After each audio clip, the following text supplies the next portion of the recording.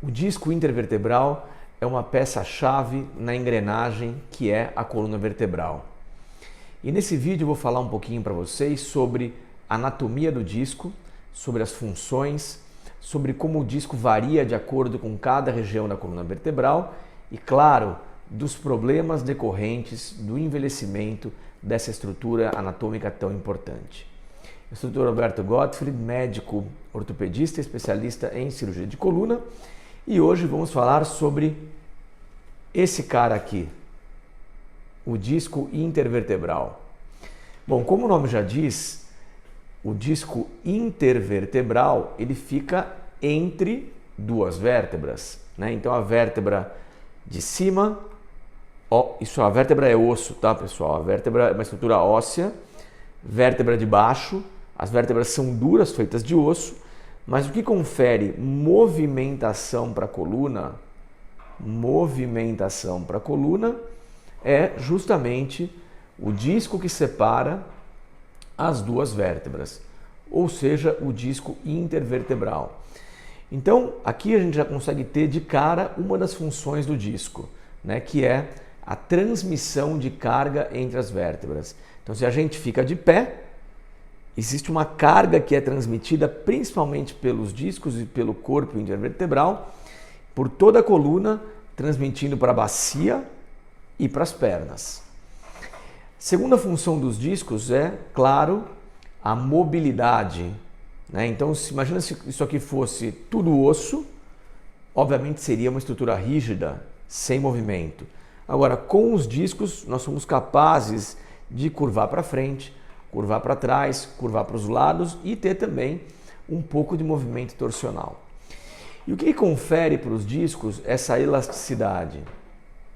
O disco ele é composto muito no seu interior, muito em parte de água, né? De água, é uma estrutura muito bem hidratada. Uma boa parte do disco é água. Tem proteína, tem cartilagem, mas tem muita água no interior do disco. E isso eu digo no disco jovem, né? Porque ao longo da vida o disco tende a perder esse líquido, ir desidratando, e esse sim é um dos gatilhos para que toda uma cascata degenerativa de desgaste acabe por acontecer. Esse aqui é um disco mais ou menos do tamanho real da coluna lombar, tá? É mais ou menos desse tamanho. Na região lombar, que é a região mais baixa da coluna, perto aqui da bacia, é justamente desse tamanho, e ele vai diminuindo para cima, ou seja, na região torácica, no meio das costas, ele é menor, e na cervical ele é bem menor do que isso, né? Talvez tenha aqui 1/3, 1/4 desse tamanho daqui. Bom, a gente já sabe então o que é o disco, né? Para que ele serve, quais são as funções do disco intervertebral, e como que ele se distribui de maneira diferente da coluna. Se a gente olhar aqui na anatomia, olha só, o disco ele está muito perto dessa estrutura amarela, que é justamente são os nervos da coluna, né? Então aqui o disco perto de uma raiz nervosa e o disco perto aqui também da medula, se for na torácica ou na cervical, ou da caldequina, se for na região lombar. Por essa razão, doenças do disco que cursam com deslocamento do mesmo, como na hérnia de disco, podem causar sintomas neurológicos. Porque o disco, a hora que ele rompe, ele fica endurecido, e essa parte endurecida que desviou pode comprimir um nervo, por exemplo, gerando aí sintomas neurológicos.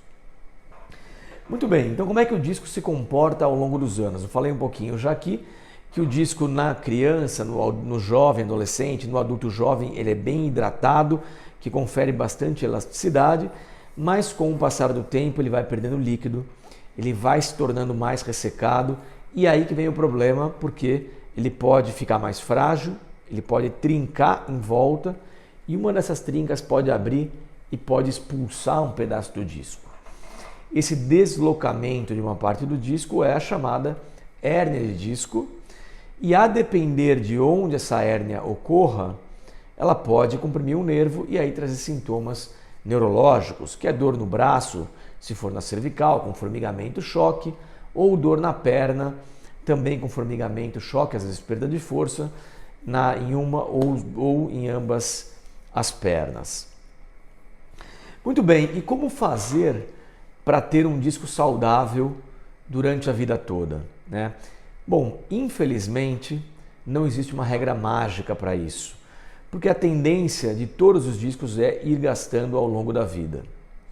Bom, o que muda então são dois fatores, tá? Por que alguns discos gastam mais do que outros, tanto na mesma pessoa, e por que algumas pessoas gastam mais do que outra? Bom, pelo seguinte, em primeiro lugar, os discos de onde tem mais movimento gastam mais. E onde tem mais movimento? No pescoço, certo? Ainda mais hoje em dia com os celulares, pescoço cada vez mais para baixo. Já existem estudos que mostram que essa posição para baixo força mais o disco na região cervical, podendo levar ao desgaste prematuro. E na região lombar também. Já se sabe que, por exemplo, motoristas que passam horas e horas, dias, semanas, meses, anos sentados com a trepidação do carro, tendem a desgastar os discos mais precocemente. Então a gente já sabe aqui que os hábitos inadequados podem levar ao desgaste prematuro. Mas não é só isso, tem um outro fator importante que é a questão genética. Então indivíduos podem ter mais ou menos propensão genética a desgastarem. Então a gente tem esses dois fatores. A questão genética, infelizmente, a gente não tem como escolher, a gente já nasce com essa carga genética e já está aí predeterminado se a gente vai ter uma coluna mais ou menos resistente. Agora, os hábitos de vida não. A gente pode ter posturas mais adequadas, usar menos o celular olhando para baixo, fazer intervalos sentado, né? Então levantar de tempos em tempos, fortalecer a musculatura, então reforço da musculatura abdominal, das costas, alongar as pernas, alongar o pescoço, ter uma atividade física constante, ajudam. Então isso sim está na sua mão, né? Já que a parte genética não está.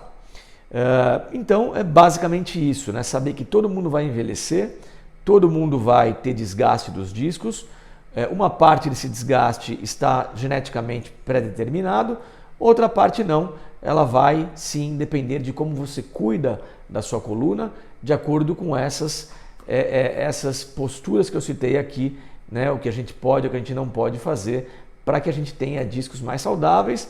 E claro, quanto mais saudável o disco, menor a chance deles romperem, de você ter hérnia de disco e ter complicação dolorosa na sua coluna. Um abraço e até semana que vem.